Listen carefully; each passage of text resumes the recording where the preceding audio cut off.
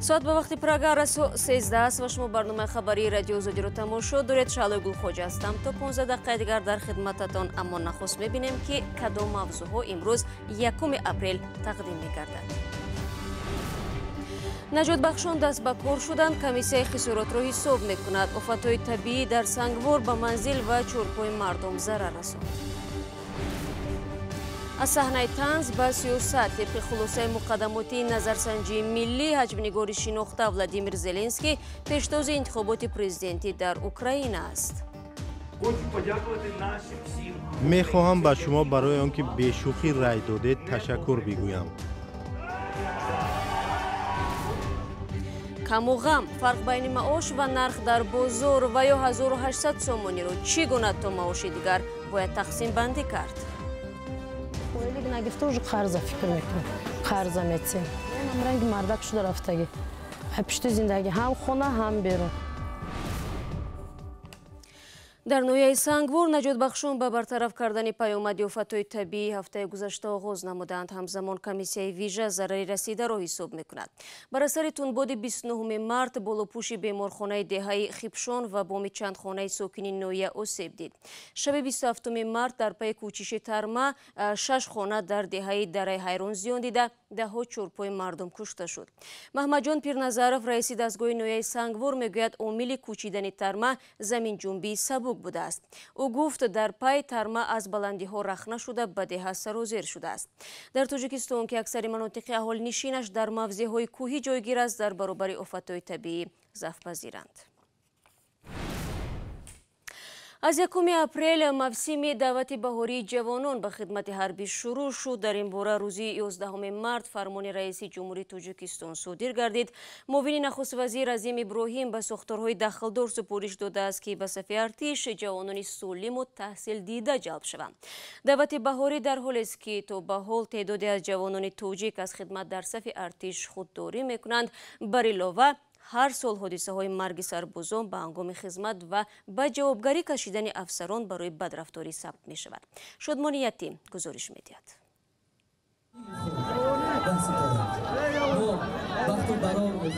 1 апрел дар Тоҷикистон даъвати навазкарон ба сафи қувваҳои мусаллаҳ бо нонгазон шурӯъ шуд. даҳҳо ҷавон дар душанбе дар маросими тантанавӣ бо волидон хайрухуш кардаву ба хизмати ҳарбӣ рафтанд. масъулони пойтахт гуфтанд ки аксари ин ҷавонон довталабона ба аскарӣ рафтанд. мақомот барои ҷалби бештари ҷавонон ба артиш курсҳои ройгони ронандагӣ ташкил кардааст. исмоил ҳам баъд аз 3 моҳи таҳсил дар курсҳои ронандагӣ дар ҳамин рӯз соҳиби шаҳодатномаи ронандагӣ шуд. ба хоҳиш хидм хизмат рафтам. чанд бор даъватнома фиристодам? ягон бор. аз кадом ноҳияе? аз ноҳияи ҳамадонӣ. бале правамон додам. даъвати аскарӣ ҳамасола дар Тоҷикистон бо мушкил дучор мешавад, зеро дар минтақаҳои Тоҷикистон бархи ҷавонон аз хизмати ҳарбӣ сарпечӣ мекунанд. баъзеҳо бо хатми мактаб ва пеш аз расидани мавсим барои кор ба Русия мераванд. қисмати дигар ки ба донишгоҳ ворид шуданд истисно ҳастанд ва ҳақ доранд то анҷоми таҳсил ба артиш нараванд. ман ба артиш рафтанӣ будам, лекин падару модари ман хостанд ки ман донишҷӯ шавам. як сабаби парҳези ҷавонон аз хизматро бадрафторӣ дар воҳидҳои низомӣ меноманд. ҳарчанд вазорати дифоъ мегӯяд ки ин зуҳурот дигар вуҷуд надорад. ҳамасола бо шурӯъи даъват ба артиш мавридҳои ҷалби иҷборӣ ё аблаваррасонаӣ мешавад.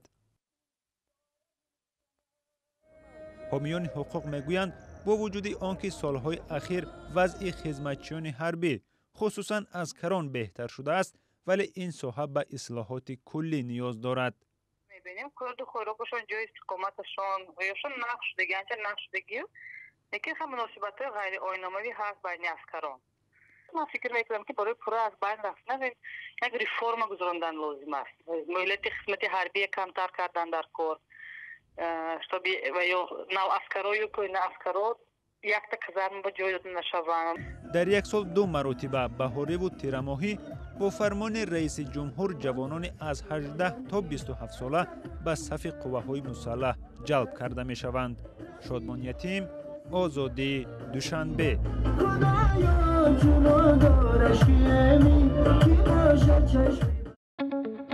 میخواهید هر روز اخباری تازه از تاجیکستان را بخوانید؟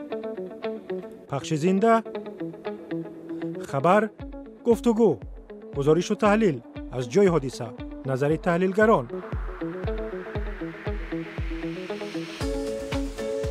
مستقیم در تلفن شما از زمینه رادیو آزادی.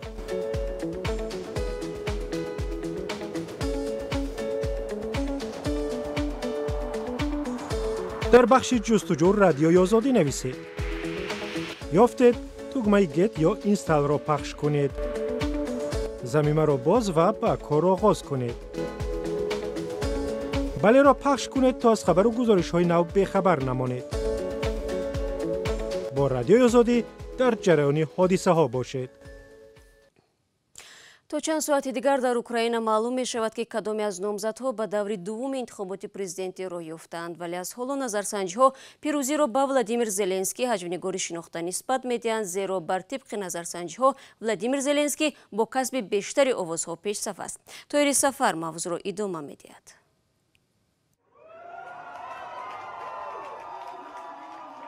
خوشحالی در ستاد انتخاباتی ولادیمیر زلنسکی بعد اعلان نتیجه نخستین نظرسنجی از انتخابات روز 31 مارس. حجم‌نگاری که هیچ تجربه سیاستمداری ندارد 30% رای ها را به دست آورده است و از دیگر نامزدها پیش است.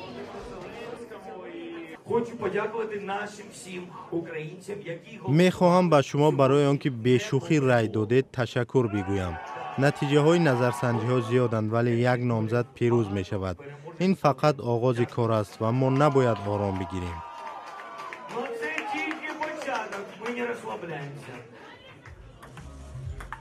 پیش از اعلان نتیجه نظرسنجی زلنسکی آرام به نظر می رسید و با خبرنگاران در تنیس بازی رقابت می کرد.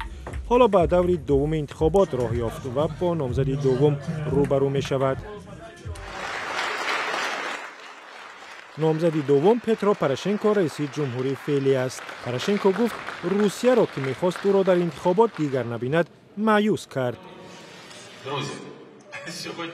امروز شما اوکراینی ها، ما اوکراینی ها سناریوی روسیه در دور اول انتخابات را به هم زدیم. دقیقاً پروشنکو فرد بود که آنها نمی‌خواستند در دور دوم ببینند. آنها به آرزویشان نرسیدند.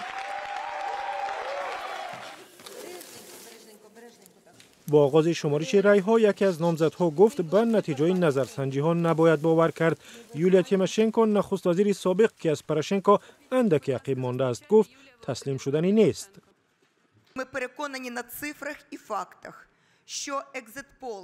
ما با تکیه به دلیل و ارقام کاملا باور داریم نتیجه های نظرسنجی واقعیت را انعکاس نمی کند، هرچند با هیاهو راه یافتن پروشنکو به دور دوم را اعلان کرده باشند هم. عین علمی جامعه شناسی در اوکراین که در این آخرها خریده و دستکاری شده است، این نتیجه ها را خریدند و دستکاری کردند. کمیسیون انتخاباتی اوکراین گفت در انتخابات تقریبا 64% مردم شرکت کردند. نتیجه مقدماتی آن تا شام روز 1 اپریل اعلان می شود. دور دوم انتخابات روز 21 اپریل صورت می گیرد. در تاجیکستان اگرچه توجه به انتخابات ریاست جمهوری در اوکراین زیاد نیست، اما تحلیلگران و حلقه‌های سیاسی آن را از نزدیک پیگیری می‌کنند. همکاران ما در دوشنبه از چند تحلیلگر و هنرپیشه تاجیک هم پرسیدند که سبب چیست که مردم سیاستمداران با تجربه را کنار گذاشته به حجم‌نگاری رای دادند. سبب پیشتازی ولادیمیر زلنسکی در دور اول انتخابات اوکراین را تحلیلگران تاجیک مربوط به خسته شدن مردم از الیت سیاسی این کشور می‌دانند.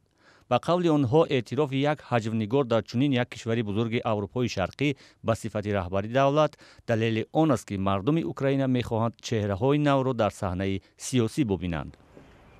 مردم اوکراین دیدند که اون وعده‌هایی که داده بود حکومت پیشینه اونها اجرا نشدند. عموما اصلاحات کلی هم به وجود نآمد. مسئله کروپسی هم موند حل نکرده. حجم‌نگار بعضن از سیاستمدار زیرک است و درد جامعه را می‌بیند، قبول می‌کند و به یک طرز شوخی‌آمیز می‌گوید که در اون شوخی‌های اون هزارها مسئله است. ба эътиқоди таҳлилгарони тоҷик мардуми Украина ба Зеленский ба он умед менигаранд ки гурӯҳи пурқудратро меорад ва самти интихоб кардаи аврупоиашонро идома медиҳанд.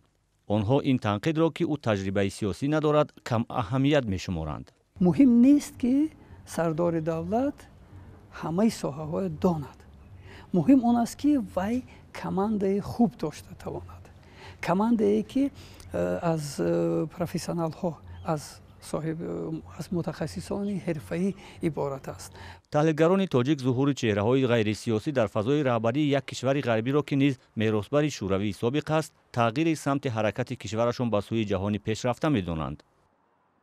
ин як нав ҳатто эътироз аст. эътироз ба анамун элитаи сиёсӣ ва ҳукмрон ва мардум аллакай мехоҳанд ки чеҳраҳои нав ба вуҷуд биёянд.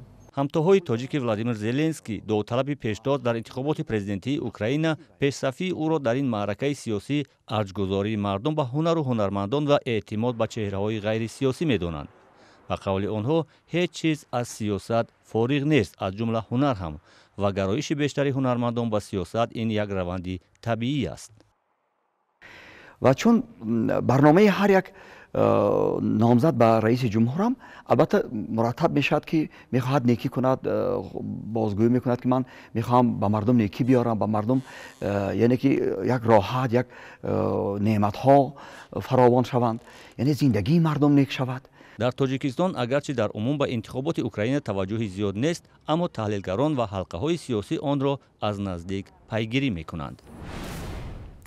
дар пасманзари идомаи баҳсҳо атрофи дурустии боло рафтани арзиши интернети мобилӣ дар Тоҷикистон имрӯз Кумитаи андоз бо пахши баёнияе аз қарори рӯзи 4 март ҳимоят кард. ин қарор афзоиши қобили мулоҳизаи қимати интернетро дар назар мегирад ки бо он ширкатҳои фароҳамкунандаи интернет, ҳомиёни ҳуқуқ ва ҳам корбарони зиёди интернет дар Тоҷикистон розӣ нестанд. Кумитаи андоз мегӯяд дар давоми 4 соли гузашта муштариҳо аз зангҳои мустақим ба хориҷа парҳез карда тавассути паёмрасонҳои интернетӣ зангҳои телефониро анҷом медиҳанд. дар натиҷа воридоти маблағ аз зангҳои байналмилалӣ кам шудааст. агар нархи интернет боло равад, қаҳрамони гузориши баъдии модда рӯ ба рӯи интихоб қарор мегирад: наздики 20% пули маошашро ба интернет сарф кунад ё беҳтараш гӯшт бихарад. хонаводаҳои зиёде дар Тоҷикистон бо маоше ки мегиранд ҳатто барои харидани хӯрокворӣ пули кофӣ надоранд.